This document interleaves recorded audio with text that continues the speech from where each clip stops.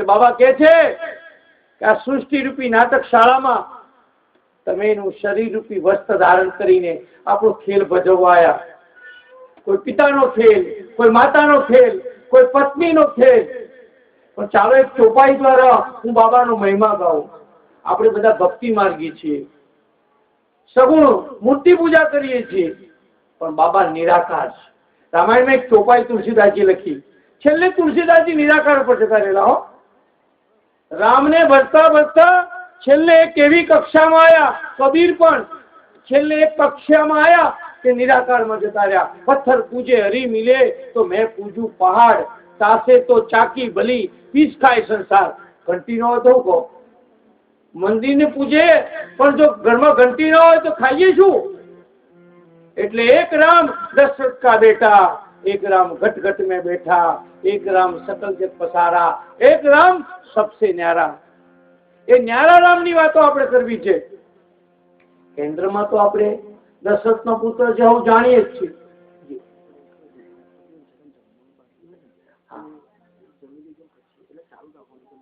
જમવાનું જેને બાકી હોય એ જમી લેજો, કારણ કે પહેલા ભોજન આવે છે. આપણે બદલાઈ ગયું છે બધું.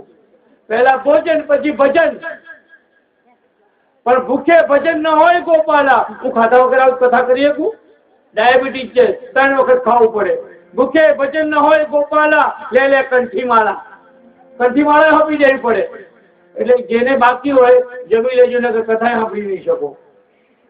હવે મારે એ વાત કરવી છે. હું વાતો કરવા, સંવાદ કરવા આવ્યો છું, ઉપદેશ આપવા નથી આવ્યો. મારી વાણીને પવિત્ર કરવા બહેનોની વચ્ચે, તમારા બધાની વચ્ચે. કારણ કે તુલસીદાસજી આવડી મોટી રામાયણ લખી તો કોઈએ કહ્યું કે હો આટલી સુંદર રામાયણ લખી છે. બેનનો જેટલો સમય હોય એટલો 2 મિનિટ બેનનો લઈશું, કારણ કે રાતના સમય આવ્યા છે. તો મારો કહેવાનો શું થયું? જમી આવો. તો હવે કાલથી બધું રેગ્યુલર કરજો. પહેલા જમી લેજો.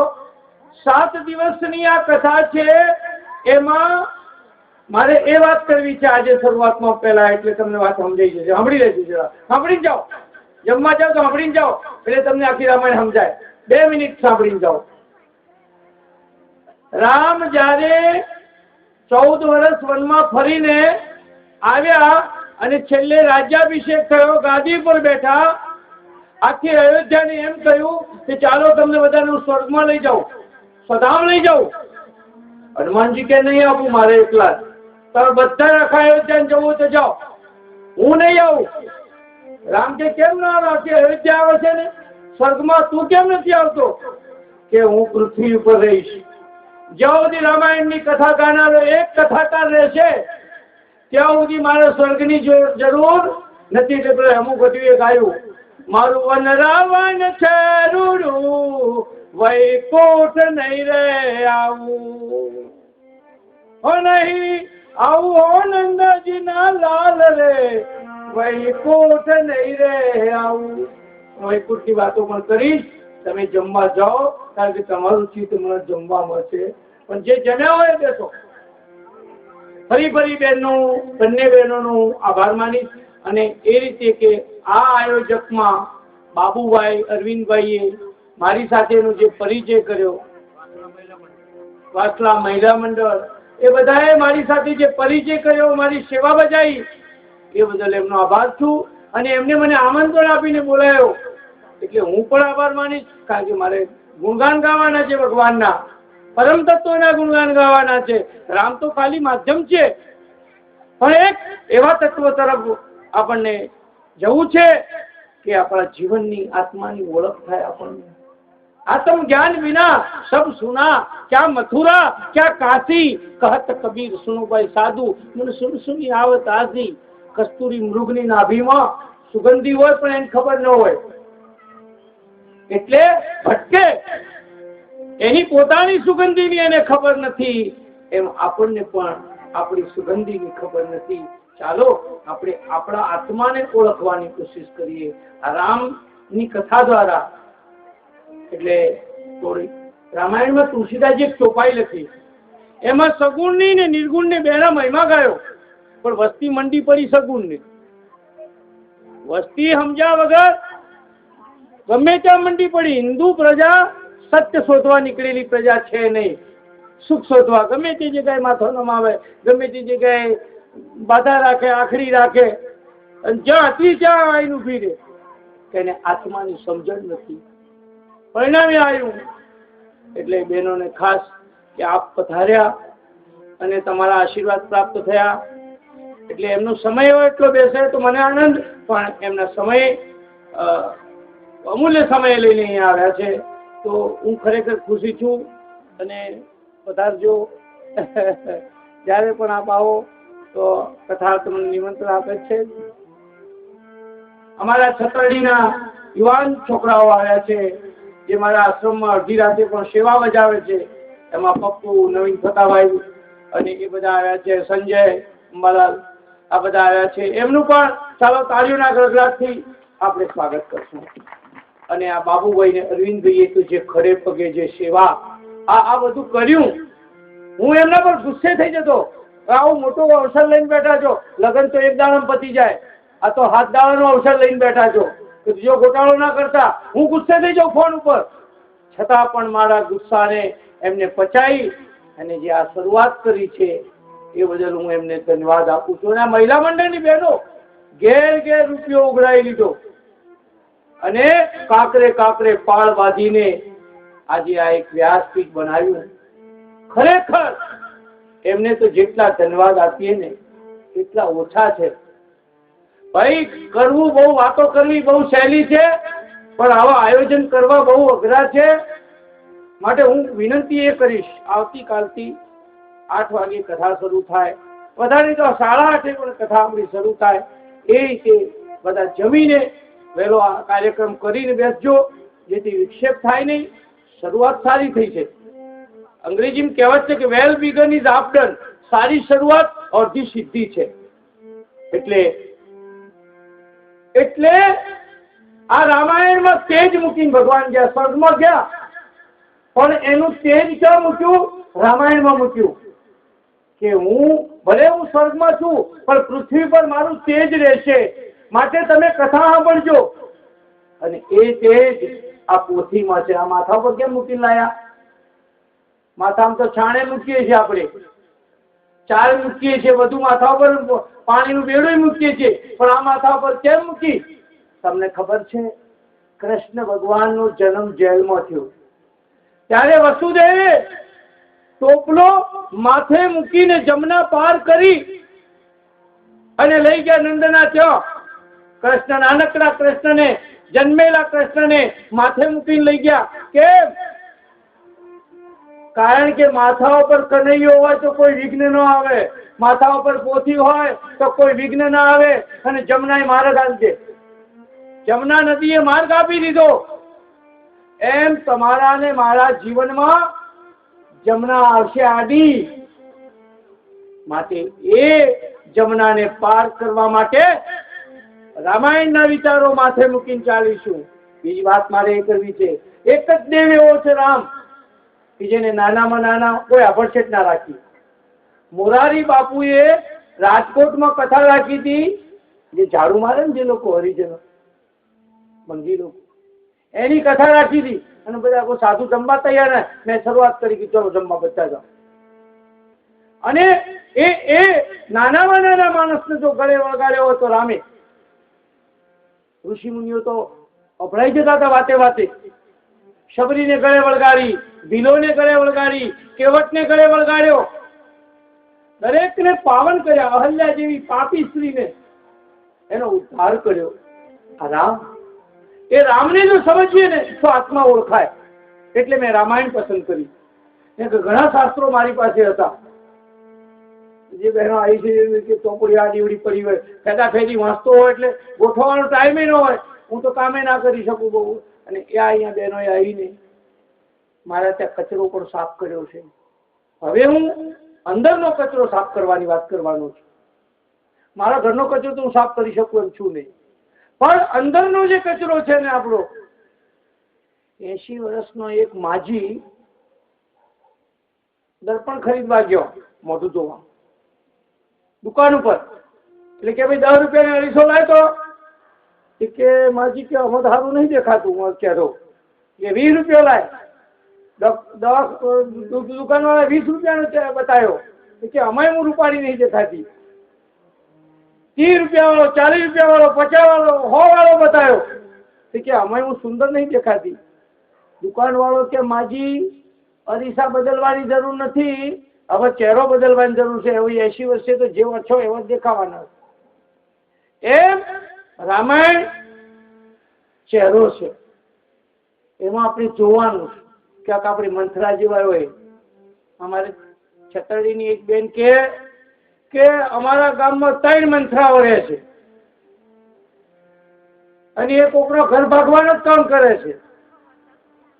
ભાઈ રાવણ મરી ગયો પણ મંથરા હજુ જીવતી છે અને દરેક ગામમાં એક શકુની રહેતો હોય, એ કોકનો અવસર બગાડતો હોય, કોકના ભાણમ ધૂળ નાખતો હોય. અહીં બાબુભાઈ, અરવિંદભાઈ, તમારા સમાજના માણસોએ, બહેનોએ, માતાઓએ, મહિલાઓએ જમાડવાનું કામ કર્યું. બહુ સહેલું કામ નથી. 7-7, 8-8 દાળ જમાડવું એ સામાન્ય કામ નથી. અને કથાનું આયોજન કરવું બહુ અઘરું. અમને ચિંતા હોય, અવસર પેલાનો હોય, અમારે ઘોડાના અસવાની બેની આબરૂ જાય. એટલે સજ્જનો, આજે આ રામકથામાં આપણે જઈ રહ્યા છીએ. આ આખા પરિવારની કથા છે. એક એવું પરિવાર છે, આ ગાંધીનગરનું, દિલ્હીનું પરિવાર નથી હો, આ અયોધ્યાનો પરિવાર. અયોધ્યા જ્યાં યુદ્ધ નથી, આખી અયોધ્યામાં એક મંથરા ડેન્જર. ભયજનક. જનકપુરમાં કોઈ ખરાબ નહીં, સીતાજીના પિયરમાં, અને લંકામાં બધા ખરાબ, એક જ વિભીષણ હારો. બોલો, વિચાર કરો કે આ અયોધ્યામાં એક પરિવારની કથા છે. દશરથ રાજાને, શાંતિ રાખો બાપા, ગમે છે તમને? રાજા દશરથને એક સફેદ બાળ દેખાણો અને એને વિચાર આવ્યો કે મારા રામને મારા ગાદી આપી જોઈએ. હવે હું ગયડો થયો, આપણા બધા થોડા થઈ જાય ને તો કોઈ ગાદી નહીં ઉભે. હું સાસુઓને ખાસ કહું છું, ચાવીઓના જુડા વહુઓને આપી દો, નહીતર પડાવી લે. તમારા બાળ સફેદ થવા માંડ્યા. સાસુઓને ખાસ કહું છું. અને અમુક ઉંમર થાય એટલે સાસુએ એક કામ કરવું ઘરમાં. સાસુ સસરાએ, સસરાઓ તો બહુ બેઠા નથી, સાસુ બેઠી છે, અને એમને એક કામ કરવાનું કે એ ઘરમાં એક હિંચકો બનાવવાનો. એ હિંચકા પર ડોસાડોશી બેસવાનું અને વહુ નીકળે ને એટલે વહુના પિયરિયાના વખાણ કરવાના કે અમારા વેવાઈ વેવાણ તો જનક ને સુનૈના જેવા છે, પાણી માગશો દૂધ આદર કરશે. પણ જો 70 બૂમો પાડો અને પાણી આલે નહીં તો સમજી લેવાનું કે બાલ બરાબર સફેદ થઈ ગયા છે અને મુગટ ત્રાસો થઈ ગયો. દશરથનો મુગટ ત્રાસો થયો અને ગાદી આપી. આપણે તો બધા જ ત્રાસા થઈ જાય તો એ ગાદી છોડવી નથી. અને ગાંધીનગર ને દિલ્હી વાળાથી તો પ્રભુ તો બા બીપીએલ કાર્ડ કાઢતા નથી, ગરીબોની વાત સાંભળતા નથી. કેસેટ કરું છું, આ રેકોર્ડિંગ કરીને ગાંધીનગર મોકલવાનું. ગરીબોની વાત કોઈ સાંભળતું નથી.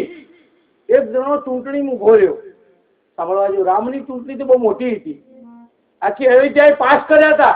પણ આપણા ગામડા એક માણસ એક ચૂંટણીમાં ઉભો રહ્યો અને ફાટેલો લેખો પહેરીને ઉભો રહ્યો.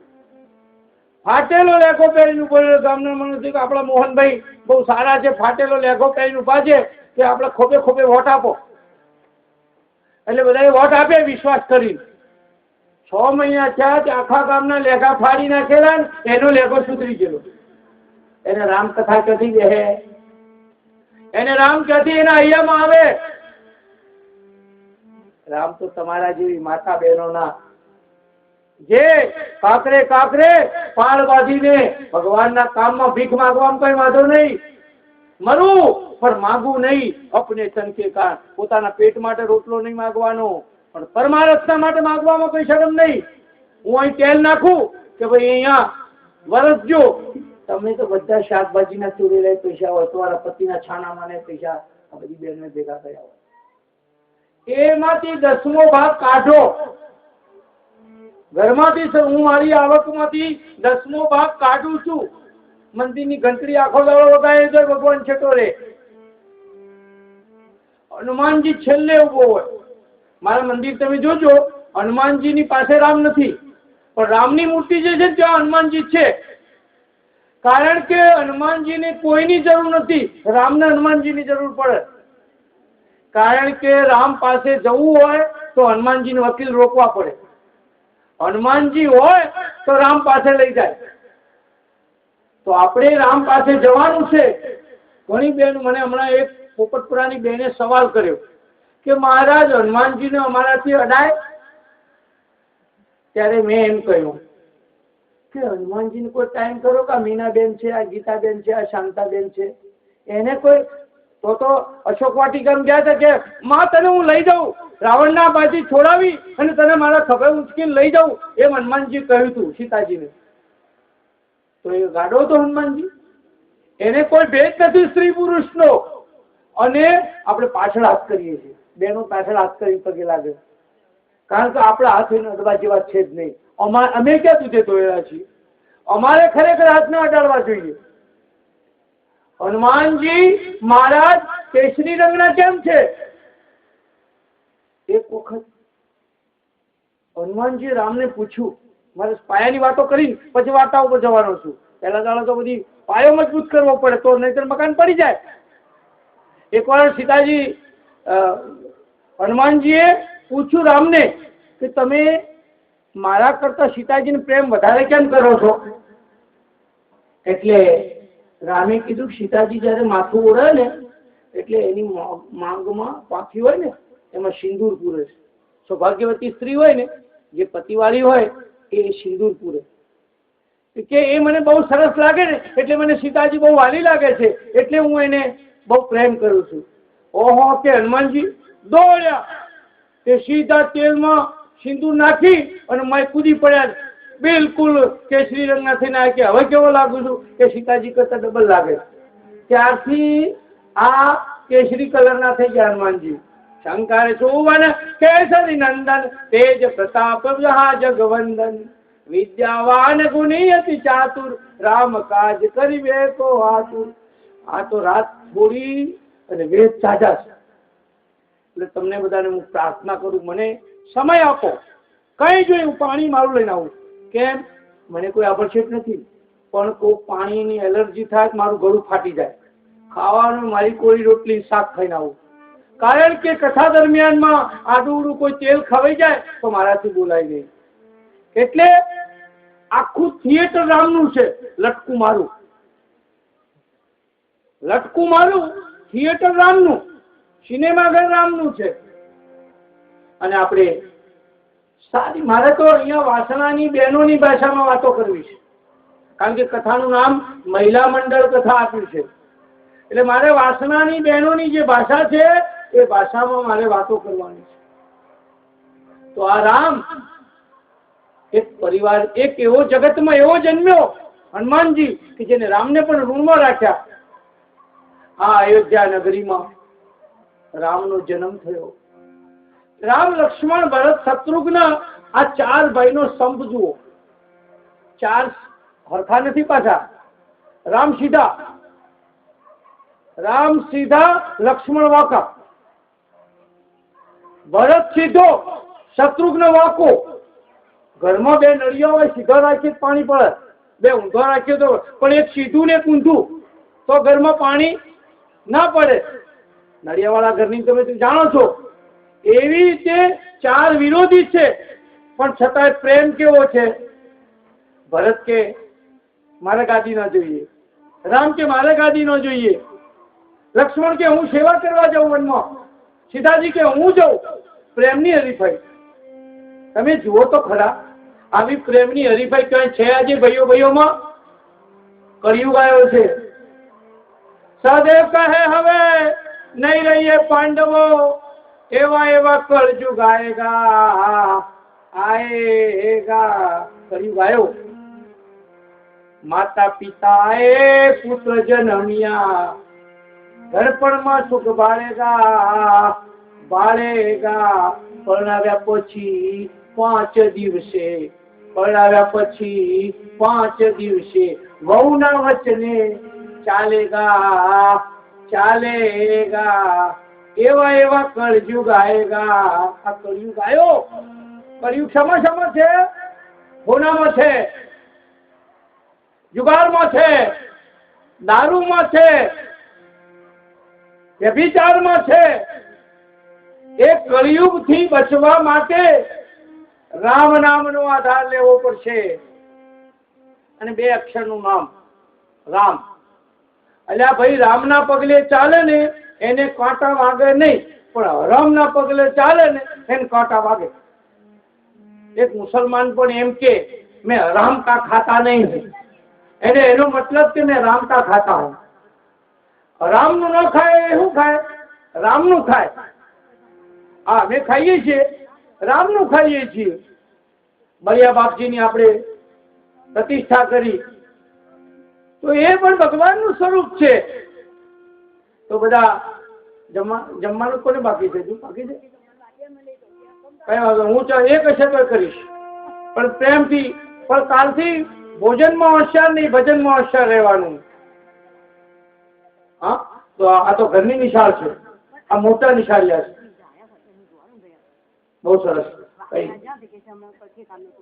તો આ રામ કથા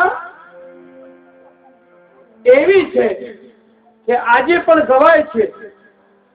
એમ કહેવાય છે કે બધા આમાંથી અયોધ્યા કેટલા ગયા છો? કોઈ ગયા છો? અયોધ્યામાં 7000 મંદિર છે રામનો. કેટલો? 7000 મંદિર. એમાં એકે બાવો ભૂખે મળતો નથી. એક સાધુ. કોની કૃપા? રામની. અહીં 7000 દુકાનો હોય ને 7000 મંદિર વાસણામાં હોય તો મહારાજ ભૂખે રહે કે ન રહે? ત્યારે અયોધ્યામાં 7000 મંદિર છે તો પણ એક પણ સાધુ ભૂખ્યો નથી રહેતો. કોની કૃપા? રામનો રોટલો. જલારામ બાપે કીધું ને કે રામે દીધો છે રૂડો રોટલો, ખવડાવીને ખાઓ.